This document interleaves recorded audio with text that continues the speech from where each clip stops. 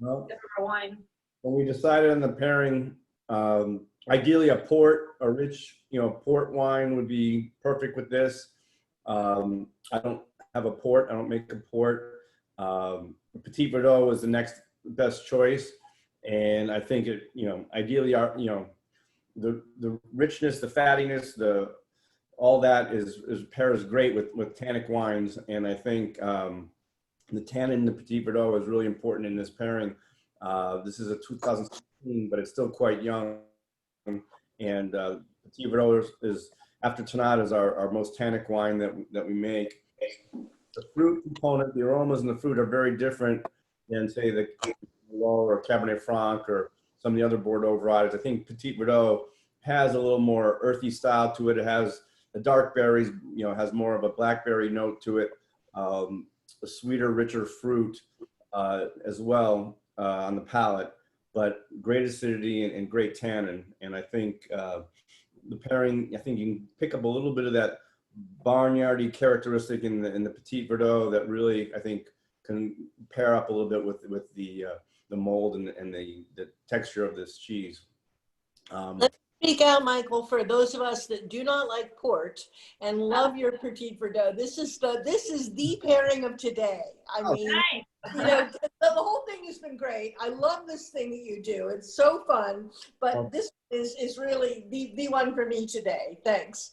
Oh, And great. it's great that you tasted 3 wines and 3 cheeses, and now it clicks. It's like for all of us, it just clicked, and that's what we're trying to accomplish. And so it's great that you're able to say this really works, and that's awesome. That's why we're doing this, and that's our hope. It's exciting to hear that.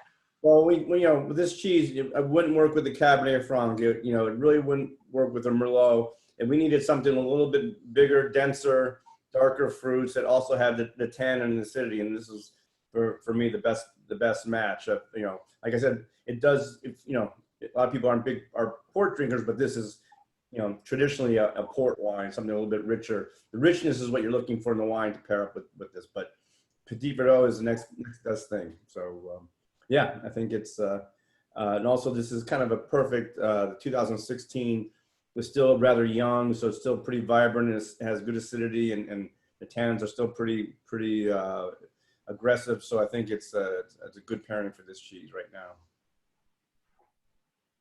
Any other comments on the pairing? Yeah, can you kind of explain the nuances and the differences between this Roquefort and blue cheese, how they're made and what's basically the characteristic differences? Yeah, of course.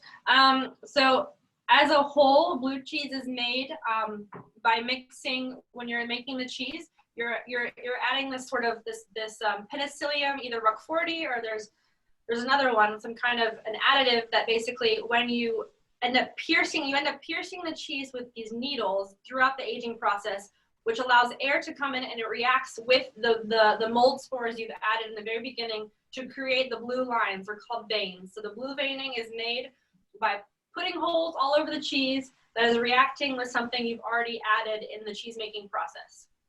So that being said, Roquefort is a blue cheese. So it falls in that big category of cheeses that are blue. What makes Roquefort special is its history, and then also the fact that it's made with the Locan breed of sheep. So it's a very specific sheep made in a very specific region. So this goes back to the rules of the AOP. So the fact that there's a whole list called the Cahier des Charges. So it's basically a binder, and it says what they have to do to have their cheese called, Roquefort, Comté, Morbier, etc. And so in this, it has them aging this cheese in limestone caves in this specific region of France, with a specific breed of sheep with a specific type of mold. So this mold coming from rye bread. So Roquefort is typically made with the spores growing in this rye bread that's been burnt and then left to age and essentially mold. They've collected that and put it into this cheese. So Roquefort is special in the respect that it has so many specifications that make it so unique. And then the fact that it is sheep's milk. There's not a ton of sheep milk blue cheeses. There's not a ton of goat's milk blue cheeses. It's really a lot you see are cow's milk. So that's what sets it apart is the animal. So the sheep milk is typically more acidic but also more rich in flavor in some respects, more how do I say this? Not more oily, but a little bit more fatty than cow's milk. It has a higher protein. And so that as well plays into the cheese flavor, the cheese aging. So Roquefort, like I said, falls in the big umbrella, but it's just its own thing. It's its own thing completely because of how special and how unique its production is, which is why you would never see a Roquefort coming out of an American farm because there's no caves.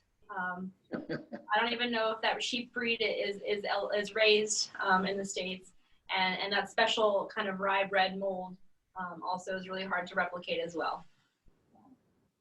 Two excellent wine cheese pairings. Thank you so Thank much. you, Noah. It's good to hear. Any other questions? I think this, to take this pairing up a notch, I would recommend whatever you have left over of the cheese to go get a nice hamburger and smother this cheese on the hamburger with the Petit Verdot, and then you've got the best pairing. Oh, sacre bleu. Can't hear that. Oh mon Dieu. But in all seriousness, flavors are great here, and they're both very special together, and they really do balance in such a nice way. And thankfully, Roquefort is available to get in the States. They've followed the rules that the FDA sets forth, so you're able to try this amazing cheese, because when I was describing how it's made, it's pretty funky. So there's a lot of rules about what can come into the States, and thankfully they allowed this cheese to travel and be sold all over the world.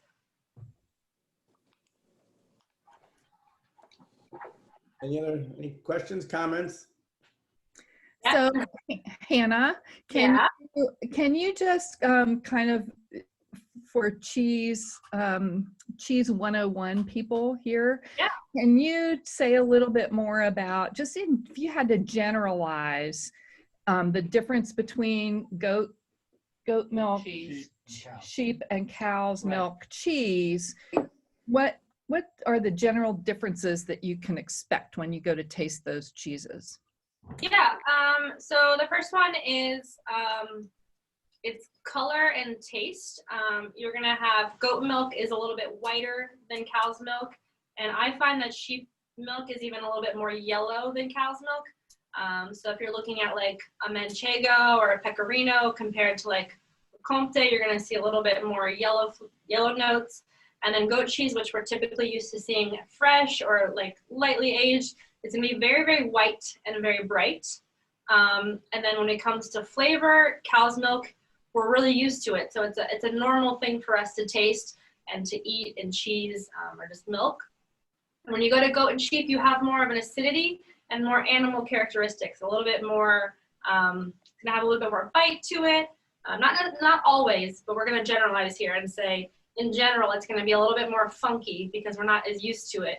And there are different components, different protein levels, and just different nuances that come out. The animals are eating different things sometimes. Goats are foragers, so sometimes they're eating, things in the woods versus just straight grass. And their bodies, digest what they're eating in different ways, so it creates different flavors.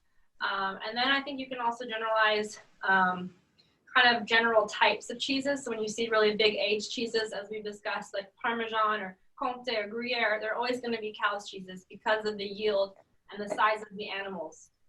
Goats and sheep are much smaller than cows, even depending on different breeds. So you're never going to have as much milk to use and to play with, and in terms of, liters per animal. So that being said, you do have a lot of fresh goat cheeses because you're able to have those nice flavors come through, and the milk is very easy to use, and it's just how it's been done traditionally. And then when you have aged goat and sheep cheeses, they're going to be smaller, they're going to be more compact, and the price point is going to be a little bit different as well. I think it can be said in general, when you're talking artisanal cheeses, goat and sheep are going to be slightly more expensive because the yield is lower. So you're putting more care, attention, feed into an animal that's producing less for you to work with. So it's a little bit harder to find, because the animals are different, they need different things. And so I think those are the general differences. But if you have any more specific questions or if something I said didn't make sense, I'd be happy to elaborate. I think that's like generally what you can expect to see.